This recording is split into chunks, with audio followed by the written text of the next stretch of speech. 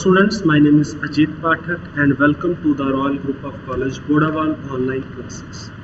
आज ਆਪਾਂ ਪੜਨ ਜਾ ਰਹੇ ਹਾਂ ਮਾਰਜਨਲ ਯੂਟਿਲਿਟੀ ਤੋਂ ਬਾਅਦ next topic law of equimarginal utility.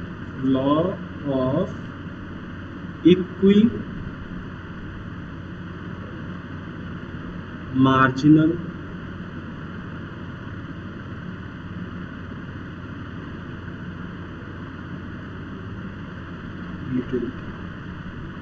Because ਆਪਾਂ जो है ਆਪਾਂ ਇਸ ਤੋਂ ਪਹਿਲਾਂ ਪੜਿਆ ਸੀਗਾ ਕਾਰਡੀਨਲ ਯੂਟਿਲਿਟੀ ਦੇ ਬਾਰੇ ਹੈ ਨਾ। ਜੋ ਕਾਰਡੀਨਲ ਯੂਟਿਲਿਟੀ ਹੈ ਉਸ ਦੇ ਅੰਡਰ ਜਿਹੜਾ ਆਪਾਂ ਨੇ ਕੀਤਾ ਸੀਗਾ ਜਿਹੜਾ ਆਪਾਂ ਇੱਕ ਵਿਊ ਕੀਤਾ ਸੀਗਾ ਮਾਰਜਨ ਯੂਟਿਲਿਟੀ ਦਾ। ਕਾਰਡੀਨਲ ਯੂਟਿਲਿਟੀ ਦੇ ਅੰਡਰ ਆਪਾਂ ਪੜਿਆ ਸੀਗਾ ਲਾਅ ਆਫ ਡਿਮਿਨਿਸ਼ਿੰਗ ਮਾਰਜਨਲ ਯੂਟਿਲਿਟੀ ਤੇ ਦੂਸਰਾ ਪਾਰਟ ਆਪਾਂ ਕਰਨਾ ਸੀਗਾ ਲਾਅ ਆਫ ਇਕੁਇਮਾਰਜਨਲ ਯੂਟਿਲਿਟੀ। ਆਪਾਂ ਲਾਅ ਆਫ ਡਿਮਿਨਿਸ਼ਿੰਗ ਮਾਰਜਨ ਯੂਟਿਲਿਟੀ ਜਿਹੜਾ ਪੜਿਆ ਸੀਗਾ ਉਸ ਦੇ ਵਿੱਚ ਆਪਾਂ ਇਹਨੂੰ ਸਾਰਾ ਪੂਰਾ ਕਰ ਲਿਆ, ਮਤਲਬ ਜੋ ਹੈ ਕੰਪਲੀਟ ਕਰ ਲਿਆ ਟੌਪਿਕ। ਇਹ ਇਸ ਦਾ ਜੋ ਵੀ ਇਹਦੇ ਵਿੱਚ ਆਪਾਂ ਡਿਸਕਸ ਕਰਨਾ ਸੀਗਾ ਅਜ਼ੰਪਸ਼ਨਸ, ਇਸ ਦੀ ਐਕਸਪਲੇਨੇਸ਼ਨ, ਉਸ ਤੋਂ ਬਾਅਦ ਇਸ ਦੇ ਐਕਸੈਪਸ਼ਨਲ ਕੇਸਿਸ ਕਿਹੜੇ ਕਿਹੜੇ ਹੈ, ਇਸ ਦੀ ਇੰਪੋਰਟੈਂਸ ਕੀ ਹੈ, ਦੈਨ ਫਿਰ ਇੰਪੋਰਟੈਂਸ ਤੋਂ ਬਾਅਦ ਜਿਹੜਾ ਇਹ ਟੌਪਿਕ ਹੈ ਇਸ ਦੀ ਲਿਮਿਟੇਸ਼ਨਸ ਕਿਹੜੇ ਕਿਹੜੀਆਂ ਨੇ, ਕਿਹੜੇ ਕਿਹੜੇ ਡੀਮੈਰਿਟਸ ਨੇ, ਆਪਾਂ ਉਹ ਸਾਰੀਆਂ ਨੇ ਜਿਹੜੀਆਂ ਡਿਸਕਸ ਕਰ ਲਈਆਂ। ਤੇ ਅੱਜ ਜਿਹੜਾ ਹੈ ਅੱਜ ਆਪਾਂ ਕਰਨਾ ਹੈ ਲਾਅ ਆਫ ਇਕੁਇਮਾਰਜਨਲ ਯੂਟਿਲਿਟੀ। ਉਹ ਕੀ ਹੁੰਦੀ ਹੈ? ਲਾਅ ਆਫ ਇਕੁਇਮਾਰਜਨਲ ਯੂਟਿਲਿਟੀ ਹੈ ਜਿਹੜੀ, ਇਸ ਨੂੰ ਜਿਹੜਾ ਹੈਗਾ ਸੀਗਾ 19th ਸੈਂਚੁਰੀ ਦੇ ਵਿੱਚ law of equimarginal utility was propounded in 19th century। ਕਦੋਂ ਪ੍ਰੋਪਾਉਂਡ ਹੋਈ ਸੀ ਇਹ? 19th century ਦੇ ਵਿੱਚ। 19th century ਦੇ ਵਿੱਚ ਇਸ ਨੂੰ ਜਿਹੜਾ ਹੈਗਾ ਕਿਸਨੇ ਕੀਤਾ ਸੀਗਾ? ਉਹ ਹੈਗਾ ਸੀਗਾ ਫ੍ਰੈਂਚ ਇਕੋਨੋਮਿਸਟ, ਸੌਰੀ ਫ੍ਰੈਂਚ ਇੰਜੀਨੀਅਰ ਹੈ ਇਹ, ਠੀਕ ਹੈ। ਇਸ ਨੂੰ ਉਸ ਤੋਂ ਬਾਅਦ ਜਿਹੜਾ ਹੈਗਾ ਇਕੋਨੋਮਿਸਟ ਦੇ ਵਿੱਚ ਵੀ ਆਪਾਂ ਇਹਨੂੰ ਜਿਹੜਾ ਹੈਗਾ ਕੰਸੀਡਰ ਕਰਨ ਲੱਗੇ ਸੀਗੇ। ਫ੍ਰੈਂਚ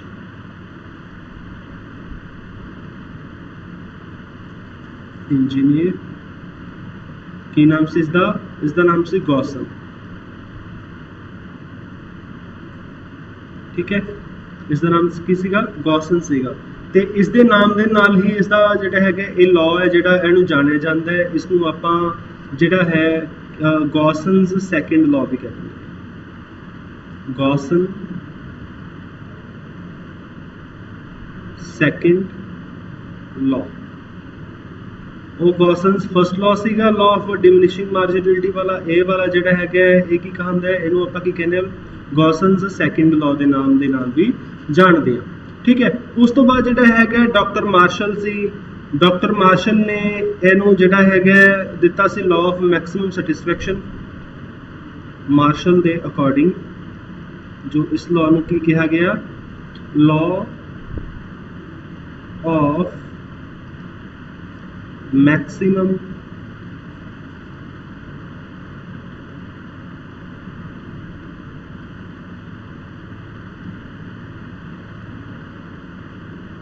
सैटिस्फैक्शन, ठीक है। जिसको लॉ ऑफ मैक्सिमम सैटिस्फैक्शन भी कहते हैं। उस तो बाद professor हिब्डन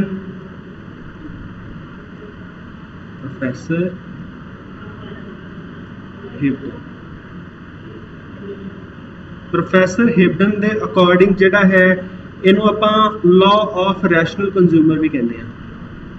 law of rational consumer,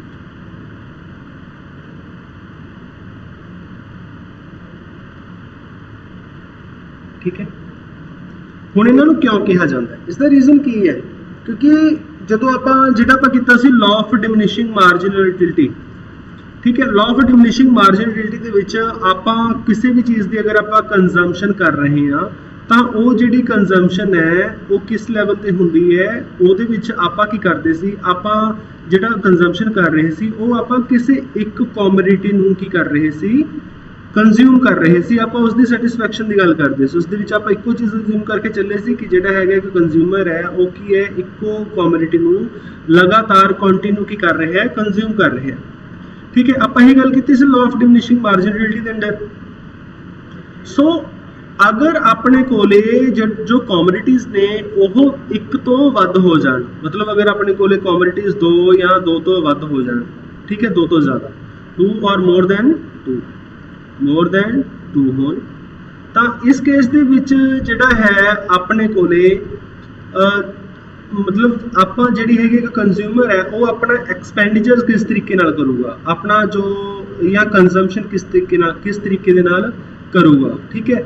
ਅਗਰ ਉਹ ਆਪਣੇ ਐਕਸਪੈਂਡੀਚਰਸ ਨੂੰ, ਉਹਦਾ ਪਰਪਸ ਕੀ ਹੋਊਗਾ, ਆਪਣੇ ਐਕਸਪੈਂਡੀਚਰਸ ਨੂੰ ਇਸ ਤਰੀਕੇ ਦੇ ਨਾਲ ਕਰੇ ਤਾਂ ਕਿ ਉਹਨੂੰ ਜਿਹੜੀ ਸੈਟਿਸਫੈਕਸ਼ਨ ਹੈ ਉਹ ਕੀ ਹੈ, ਮੈਕਸਿਮਮ ਮਿਲੇ। ਉਸ ਤੋਂ ਬਾਅਦ ਜਿਹੜਾ ਹੈਗਾ, ਅਗਰ ਆਪਾਂ ਗੱਲ ਕਰੀਏ ਦੂਸਰੇ ਅਕੋਰਡਿੰਗ, ਜਿਹੜਾ ਪ੍ਰੋਫੈਸਰ ਹਿਬਡਨ ਦੇ ਅਕੋਰਡਿੰਗ ਹੈ ਕਿ ਜਿਹੜਾ ਕੰਜ਼ਿਊਮਰ ਹੈ ਉਹ ਕੀ ਕਰੂਗਾ, ਉਹ ਰੈਸ਼ਨਲੀ ਬਿਹੇਵ ਕਰੂਗਾ। ਰੈਸ਼ਨਲੀ ਮਤਲਬ ਕਿਉਂ ਰੈਸ਼ਨਲ ਕਿਉਂ ਹੋਊਗਾ, ਕਿਉਂਕਿ ਉਹ ਆਪਣਾ ਜਿਹੜਾ ਉਹਦੇ ਕੋਲ ਸੈਟਿਸਫੈਕਸ਼ਨ ਮਿਲ ਰਹੀ ਹੈ, ਜੋ ਉਸਦਾ ਮਤਲਬ ਇੱਕ ਤਰੀਕੇ ਨਾਲ ਆਪਾਂ ਕਹੇ ਜੋ ਉਹਦੀ ਯੂਟਿਲਿਟੀ ਹੈ ਉਸ ਨੂੰ ਕੀ ਚਾਹੂਗਾ, ਉਹ ਮੈਕਸੀਮਾਈਜ਼ ਕਰਨਾ ਚਾਹੂਗਾ, ਠੀਕ ਹੈ। ਕਿਉਂਕਿ ਜਦੋਂ ਵੀ ਆਪਾਂ ਰੈਸ਼ਨਲੀ ਗੱਲ ਕਰਦੇ ਹਾਂ, ਰੈਸ਼ਨਲ ਕੰਜ਼ਿਊਮਰ ਦੀ ਗੱਲ ਕਰਦੇ ਹਾਂ, ਤਾਂ ਉਹ ਹਮੇਸ਼ਾ ਆਪਣੇ ਫਾਇਦੇ ਦੇ ਬਾਰੇ ਸੋਚਦਾ ਹੈ, ਠੀਕ ਹੈ। ਸੋ ਇਸ ਕੇਸ ਦੇ ਵਿੱਚ ਕੀ ਹੋਊਗਾ ਕਿ ਜਿਹੜਾ ਲਾਅ ਆਫ ਇਕੁਅਲ ਮਾਰਜਨਿਲਿਟੀ ਦੇ ਵਿੱਚ ਕੀ ਹੋਊਗਾ ਕਿ ਜਿਹੜਾ ਕੰਜ਼ਿਊਮਰ ਹੈ ਉਹ ਰੈਸ਼ਨਲੀ ਬਿਹੇਵ ਕਰੂਗਾ। ਇਹ ਕੇਸ ਹੁੰਦਾ ਕਿ ਜਿਹਦੇ ਵਿੱਚ ਆਪਾਂ 2 ਜਾਂ 2 ਤੋਂ ਵੱਧ ਜਿਹੜੇ ਕਮੋਡਿਟੀਜ਼ ਨੇ ਆਪਾਂ ਉਹਦੀ ਕੰਜ਼ੰਪਸ਼ਨ ਕਰਦੇ ਹਾਂ, ਠੀਕ ਹੈ, ਉਸ ਦੇ ਲਈ ਇਹਨੂੰ ਜਿਹੜਾ ਹੈਗਾ ਲਿਆ ਜਾਂਦਾ ਹੈ। ਉਸ ਤੋਂ ਬਾਅਦ ਜਿਹੜਾ ਹੈਗਾ ਇਹ ਲਾਅ ਹੈ, ਠੀਕ ਹੈ, ਇਹਦੇ ਵਿੱਚ ਕੀ ਸੀਗਾ, ਇਹਦੀ ਅਗਰ ਆਪਾਂ ਡੈਫੀਨੇਸ਼ਨ ਦੀ ਗੱਲ ਕਰੀਏ,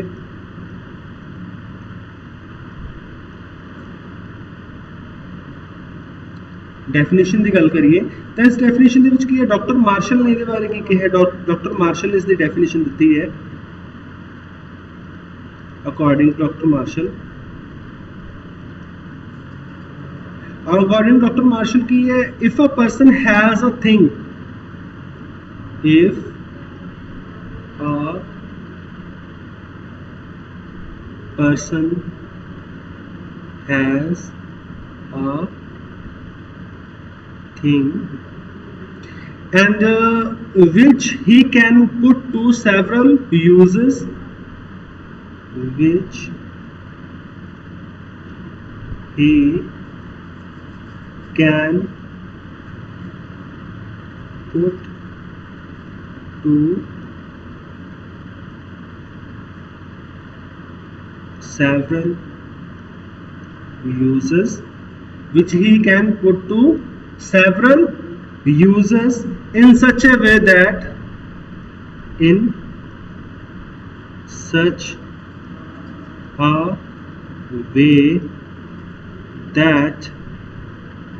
किस तरीके दे नाल, in such a way that it has the same marginal utility in all.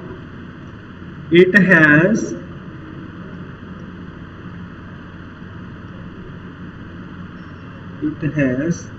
the same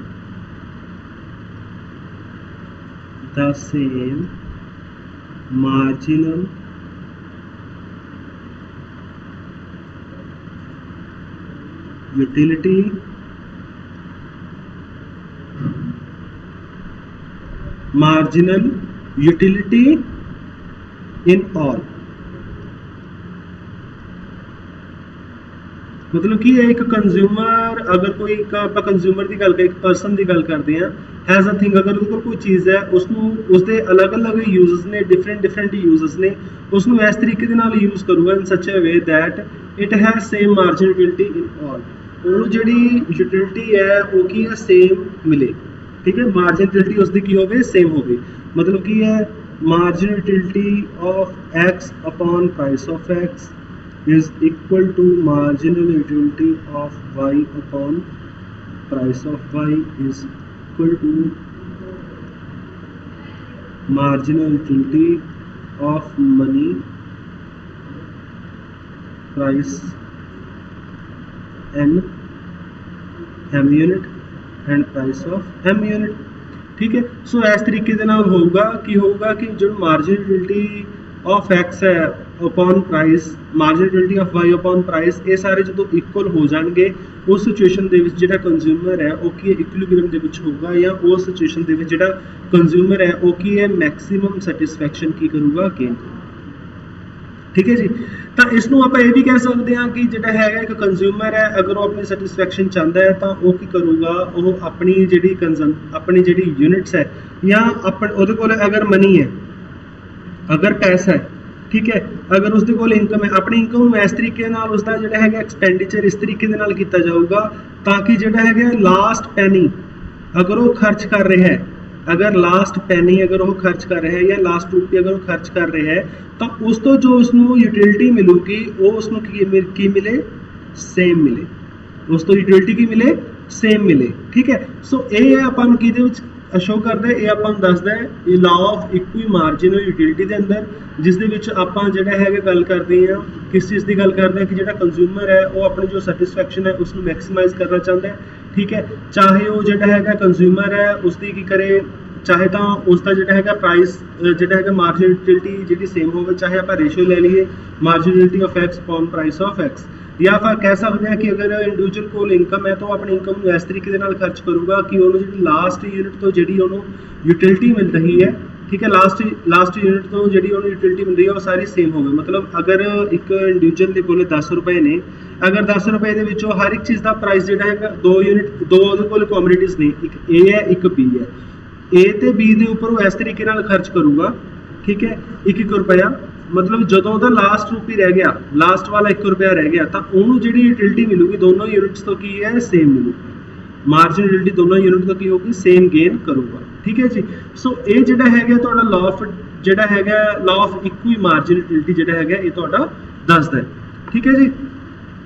ਉਸ ਤੋਂ ਬਾਅਦ ਜਿਹੜਾ ਹੈ ਉਸ ਤੋਂ ਬਾਅਦ ਹੋਰ ਬਹੁਤ ਸਾਰੇ ਜਿਹੜੇ ਆਪਣੇ ਕੋਲੇ ਇਕਨੋਮਿਸਟ ਨੇ ਉਹਨਾਂ ਨੇ ਜਿਹੜਾ ਹੈਗਾ ਇਸ ਦੇ ਬਾਰੇ ਦੱਸਿਆ ਹੋਇਆ ਹੈ ਲਾਅ ਆਫ ਇਕੁਈ ਮਾਰਜਿਨ ਯੂਟਿਲਿਟੀ ਦੇ ਬਾਰੇ। ਉਸ ਤੋਂ ਬਾਅਦ ਜਿਹੜਾ ਹੈਗਾ ਅਕੋਰਡਿੰਗ ਟੂ ਸੈਮੂਲਸਨ ਹੈ a consumer gets maximum satisfaction when, ਇੱਕ ਜਿਹੜਾ ਆਪਣੇ ਕੋਲੇ ਕੰਜ਼ਿਊਮਰ ਹੈ, ਠੀਕ ਹੈ, ਉਹ ਮੈਕਸਿਮਮ ਸੈਟਿਸਫੈਕਸ਼ਨ ਗੇਨ ਕਰੂਗਾ। A consumer get maximum satisfaction when the ratio of marginal utility of all commodities and their prices are equal. मतलब सैमुलसन ਦੇ ਅਕੋਰਡਿੰਗ ਕੀ ਹੈ ਕਿ ਜਿਹੜਾ ਕੰਜ਼ਿਊਮਰ ਹੈ ਉਹ ਮੈਕਸਿਮਮ ਸੈਟੀਸਫੈਕਸ਼ਨ ਉਦੋਂ ਗੇਨ ਕਰੂਗਾ ਜਦੋਂ ratio of marginal utility and price ਦੋਨੋਂ ਕੀ ਹੋਵੇ, ਇਕੁਅਲ ਹੋਣ। ਜਿਵੇਂ ਆਪਾਂ ਇਹਦੇ ਵਿੱਚ ਪੜ੍ਹ ਚੁੱਕੇ ਹਾਂ, ਆਪਾਂ ਇਹਦੇ ਵਿੱਚ ਹੁਣ ਗੱਲ ਕੀਤੀ ਹੈ ਨਾ ਕਿ ਮਾਰਜਿਨਲ ਯੂਟਿਲਿਟੀ, ਆਪਾਂ ਇੱਥੇ ਗੱਲ ਕੀਤੀ ਹੈ ਕਿ ਜਿਹੜਾ ਹੈਗਾ ਮਾਰਜਿਨਲ ਯੂਟਿਲਿਟੀ ਤੇ ਪ੍ਰਾਈਸ ਦੀ ਜਿਹੜੀ ਰੇਸ਼ੀਓ ਹੈ ਉਹ ਕੀ ਹੈ, ਸੇਮ ਹੋਵੇ, ਠੀਕ ਹੈ। ਸੋ ਇਸ ਤਰੀਕੇ ਦੇ ਨਾਲ ਜਿਹੜਾ ਹੈਗਾ ਇਹ ਕਿਹਨੇ ਡਿਫਾਈਨ ਕੀਤਾ, ਇਹ ਸੈਮੂਲਸਨ ਨੇ ਕਿਹਾ।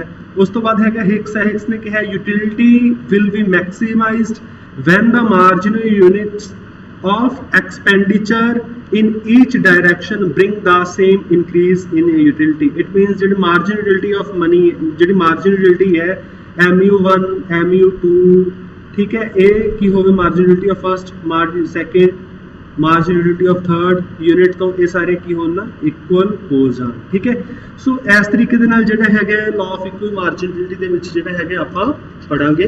ਉਸ ਤੋਂ ਬਾਅਦ ਜਿਹੜਾ ਹੈਗਾ ਨੈਕਸਟ ਆਪਾਂ ਗੱਲ ਕਰਨ ਜਾ ਰਹੇ ਹਾਂ, ਇਸ ਤੋਂ ਬਾਅਦ ਆਪਾਂ ਪੜਾਂਗੇ ਜਿਹੜੇ ਹੈਗੇ ਅਜ਼ੰਪਸ਼ਨਸ, ਜਿਹੜੀਆਂ ਮਾਰਜਿਨ ਯੂਟਿਲਿਟੀ, ਜਿਹੜੀ ਆਪਾਂ law of equal margin utility ਦੀ ਗੱਲ ਕਰਦੇ ਹਾਂ ਉਹਦੇ ਵਿੱਚ ਕਿਹੜੀਆਂ ਜਿਹੜੀਆਂ ਨੇ ਅਜ਼ੰਪਸ਼ਨਸ ਆਪਾਂ ਲੈਣੀਆਂ, ਠੀਕ ਹੈ ਜੀ। Thank you so much.